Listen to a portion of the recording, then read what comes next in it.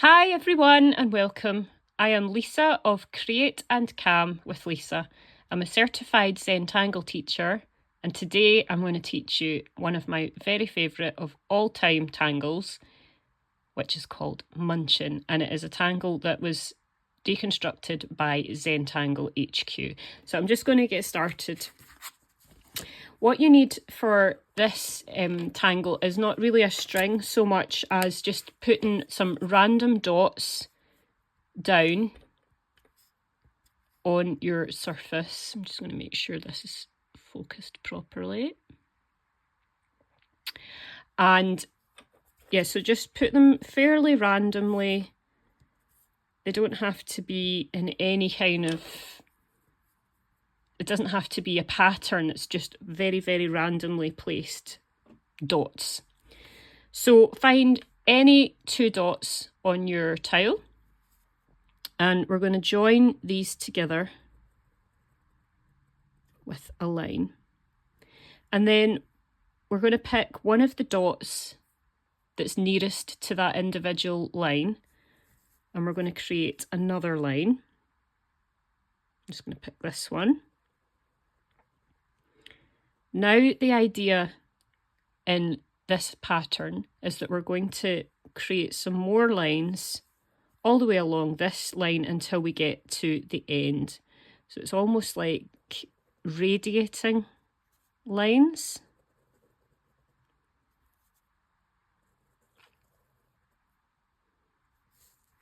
I really, really love this pattern. So then the idea is once you've completed that first triangular shape you end up with, you just move on to another dot and then you start joining that dot to create another triangle.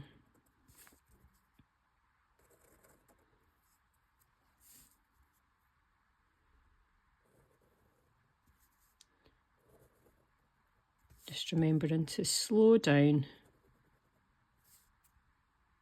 Could take a deep breath if you like. Not everybody feels comfortable with all the taking deep breaths and all that kind of thing, but a nice deep breath can help you to relax and to ease any tension that there may be in your body.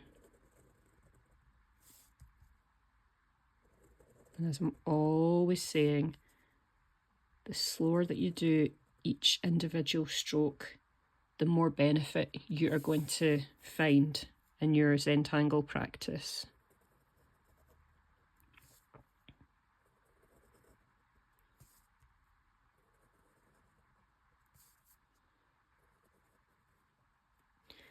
And because of the fact that the dots are placed so randomly, it's worth mentioning that you're not aiming for a certain number of lines to radiate from one dot to the next line,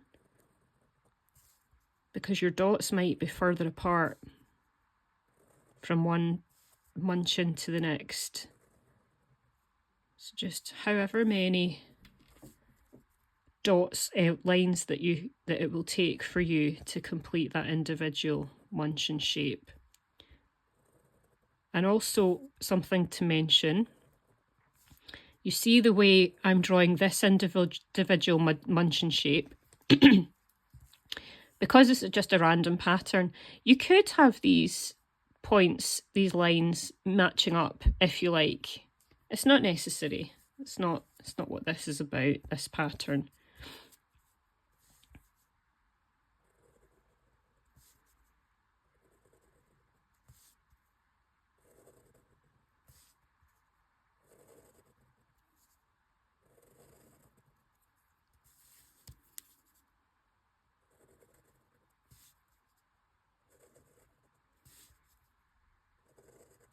What I quite like about Munchin is that because it's so random, you could draw this a few times and you would have the different shape every single time. It's a similar outcome, but you'll have a different shape. Oops, went over the line a wee bit. So I have now used up all of my dots, and it depends what you're going for. I mean, if you want like a kind of star shape, you could have another line here and then create another triangular Munchin shape. So it's coming out here. You could try to kind of round it off a bit more. Because of the fact that I'm on camera and I don't want to take up too much of your time, I'm just going to simply leave mine exactly where it is. But like I say, add more dots to yours if you would like to. So this, if you are to look at the original Zentangle step outs for Munchin, this is where the tangle stops, and then you can start to do some shading and embellishments and all that kind of fun stuff. But what I'm going to do today, I've actually seen Zentangle doing this as well. In each of these bands, you can add some more embellishments. So I'll show you just briefly one of the tiles that I did briefly with Munchin. So I had these orbs in there. Today, just to be different, I'm going to pick a random Munchin shape, and I'm going to put some triangles along the length of that band.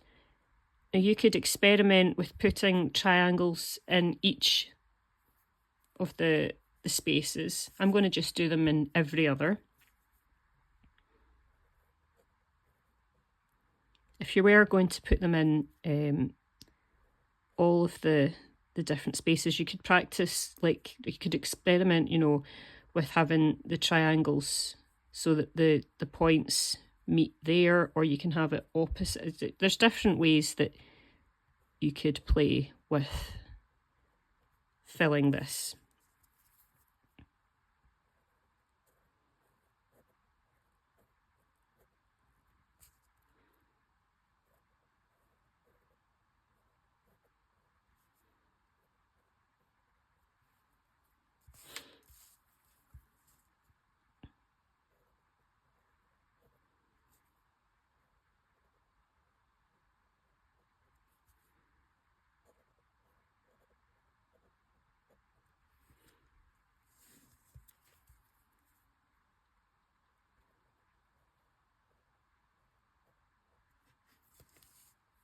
Already, I think this is going to look quite different from the previous tiles that I've created with Munchin on them. I think it's going to look quite fun. So yeah, just repeating this in each of the spaces. And I wanted to say thank you to everybody who has subscribed to my channel so far, because over the last few days I've been getting a flurry of subscribers, and when I last checked how many subscribers I had earlier today, I had 410, and I know that's not many in comparison with some other channels, but I've not really been making my videos for very long and putting them up on YouTube, and I just feel so grateful for each and every subscribe that I get. So I really do want to say thank you to everybody who has followed me. I really, really appreciate it. If you haven't followed me, I know.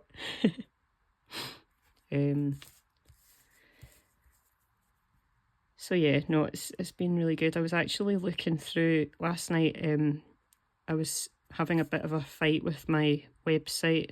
I built it all myself, and I've been learning it as I go, which was apparent last night, because I had some broken links, so that when people would be going onto my website, some of the blog posts were actually coming up saying that they couldn't be found, that the page didn't exist.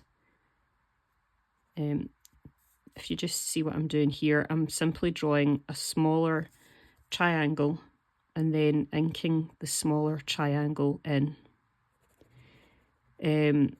So yeah, I was having to go through and change all of these different links that were saying that they couldn't be reached and all that kind of thing. Some of it was, you know, because I had changed my brand from We Crafty Crow to Create and Cam with Lisa. So some of the links, if I've been saying to people, go and read my blog post, it's been We Crafty Crow was in the title. And anyway, I went away off trying to sort out my website woes, and I was looking at a blog post that I had written about the Inktober Tangles challenge for last year, which is when I set my channel up properly. I had one video on there, but I hadn't ever told anybody about it. So Inktober Tangles was really when I started it. And when I was reading the blog post, it was saying that I was so grateful to have 58 subscribers. And it just feels like I've come a long way since that short time ago.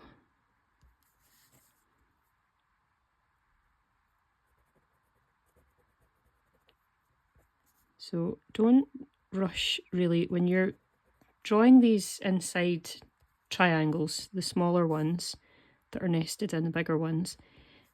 It could be quite easy to just, you know, scribble them in and be a bit careless almost with them. But try to take your time and enjoy the process of inking in. I see these ones are a bit smaller and I'm not necessarily drawing them small enough. Yeah, if you kind of like what I said earlier on, if you draw this nice and slow, you'll get much more benefit from it than if you were doing it carelessly. That's what I find anyway.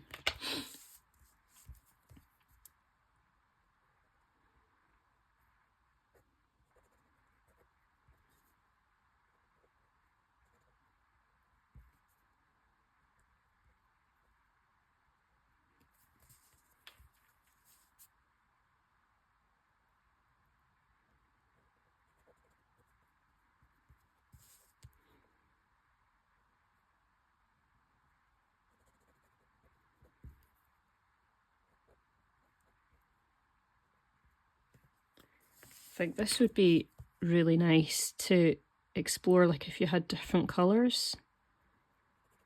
I had considered, the pen that I'm using just now is a Micron PN. You know, it's got the plastic nib rather than whatever the other ones are, fibre tips, or I don't know what they're called. But this nib is one of the pens where you can afford to be a little bit more heavy-handed. So I quite like, I'm quite a heavy-handed person just by nature. So I quite like using the PN pen, and I had got this PN pen quite recently, and I think it's referred to as black blue or blue black or something, so it's like a really dark blue. And I thought maybe it might look quite nice with purple as well. But I'm not sure if that's just because my favourite colour is purple and I try and put purple all over the place.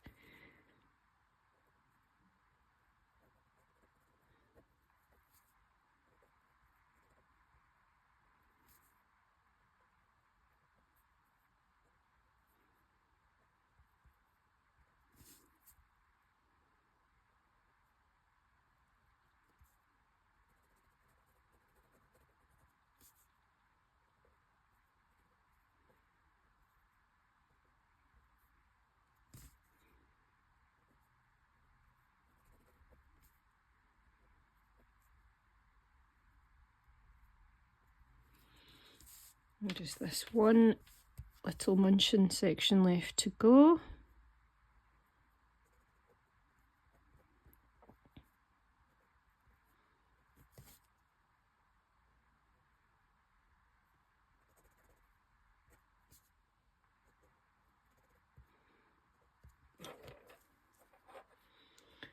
So Do you know what? Now that I'm thinking about it, it's going to be quite subtle because it's going to just be in the opposite triangles from where I've filled in these inked in ones. But I'm going to use my purple PN pen, and I'm going to just do, you see what I mean? It's quite a subtle difference. Even in, I was going to say in real life, in person is a better way of putting it. It's not showing up very differently from the blue.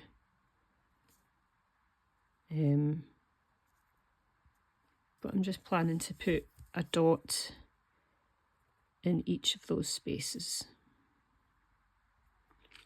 And obviously the smaller the triangle, the smaller the dot will be.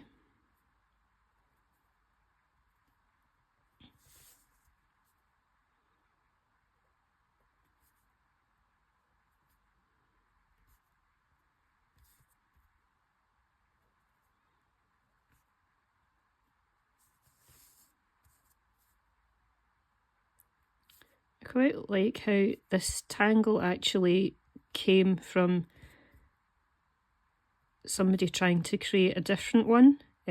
So I don't know if you're familiar, if you do Tangle already, you may very well have seen and or tried the tangle called Paradox, which I believe Rick Roberts originally deconstructed.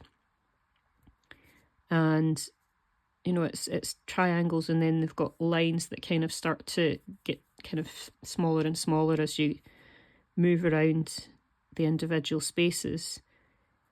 And then Molly, who is Ria's daughter,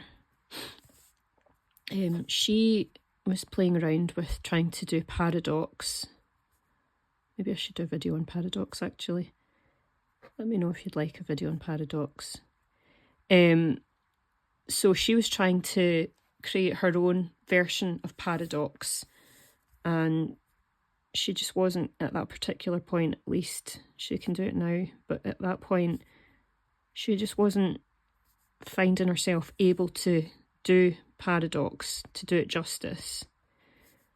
And as a result of her playing around with ways of doing the triangular shapes, Molly ended up creating Munchin. So it's quite cool how you can actually be inspired by one tangle and create something quite different. Just having a sip of tea. So now when I come to shade my individual Munchin shapes, I always go along, like if you find the individual triangular shape, I go to the opposite bit from where the point is, and I add some graphite all along that line. And you just do that in every single, so that's the tip. So I would go to, I think the word I'm looking for probably is just to say the base of that Munchin.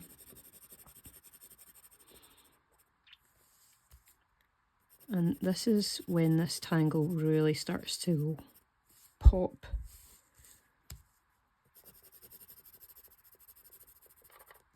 If you've been watching me for any amount of time, you'll know that I truly love the shading process in Zentangle. I don't feel like my tangles are complete until I've got a bit of shade on them.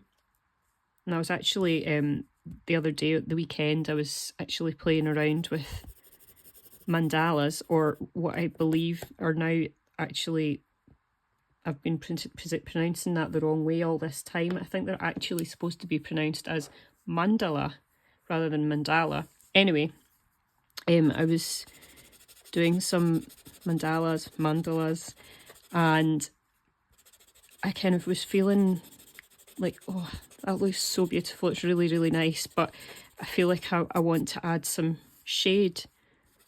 I don't think that traditionally there would be any shade added to a mandala.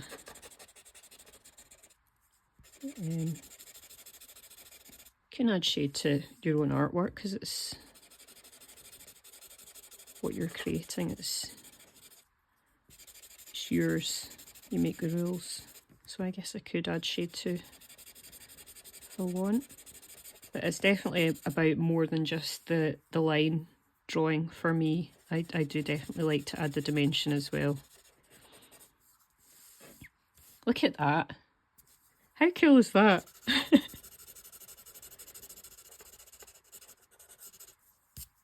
So now what I do is I get a pastel pencil, a white pastel pencil, and I add the white into the tips at the opposite side from where we've just added the shade into the base.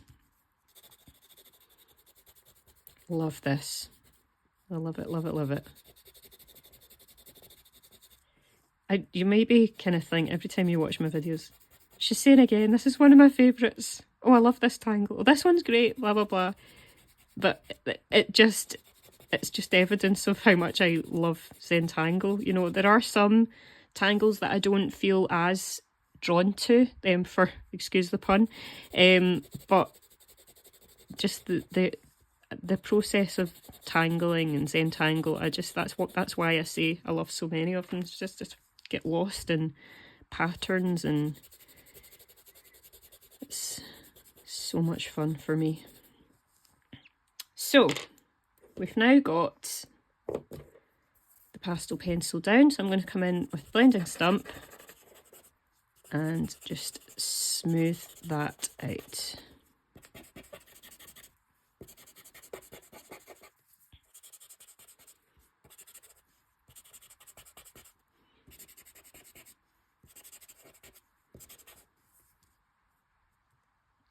I honestly just love that so much. It gives it a whole new look altogether. So what I'm going to do now is I'm going to take my PN pen again, and I'm going to retrace. I'm not going to go over all of the lines. I'm just going to go into the 3 lines on the outside edges of each Munchin. And I'm going to restate those lines because, as you may or may not know by now, I just like to go over those lines sometimes, because once you've started to add some shade and some highlight, your original lines can be a bit dulled in the process.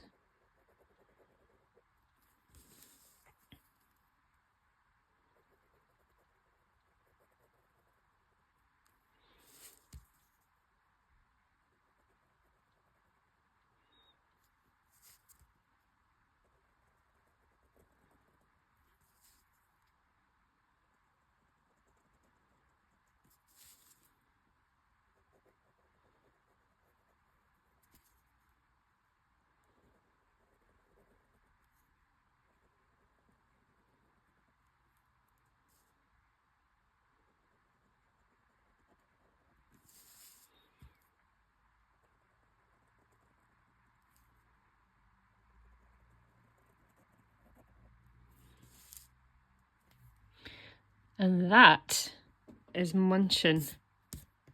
Love it, love it, love it. So what do you think? Do you like Munchin? Have you done Munchin before? I'd love to see if you have tangled along with me today. I'd love you to share your artwork with me. So I've just put my chop there, just my initials, just to say that I own this artwork and that I'm appreciating it. Which is obviously part of the Zentangle process, to appreciate your artwork and the moment and the indulgence of, well, indulgence isn't the right word, but you know, just the actual process of sitting down and creating this time for yourself. So that's today's Munchin, and I'm going to show you some previous versions. This one, obviously you can see, is every single bar I filled with little orbs. I just created circles circular-ish shapes, I should say, because we don't use the word circle in Zentangle. I just created orbs in each of those bars and then created smaller circles within those and filled them in. This one is a similar idea, except with the yellow on the outside of the Munchin rather than the red. This one on a grey tile with some tipple around the sides. I think this one is my favourite. I'm not biased because it's purple in it, am I? So yeah, all of those tangles, I had so much fun with the tiles, sorry I should say. So I would love it if you could share any of your examples if you tangle along with me today. Just have fun with it, just experiment with it. There's so many different, I mean, I've gone, as you can see, I've been a bit orb obsessed with these ones, but you can start to look at like putting different fillers in the middle of there. You could maybe do some lines along, like just little lines along the length of each of the different Munchin bars. You could put, I don't know, you could put triangles within circles, or you could just do so many different things. Loads and loads of possibilities. So I'm going to cut that there. So thanks so much for joining along, and I'll hopefully see you at one of my future videos. Have a good week. Bye.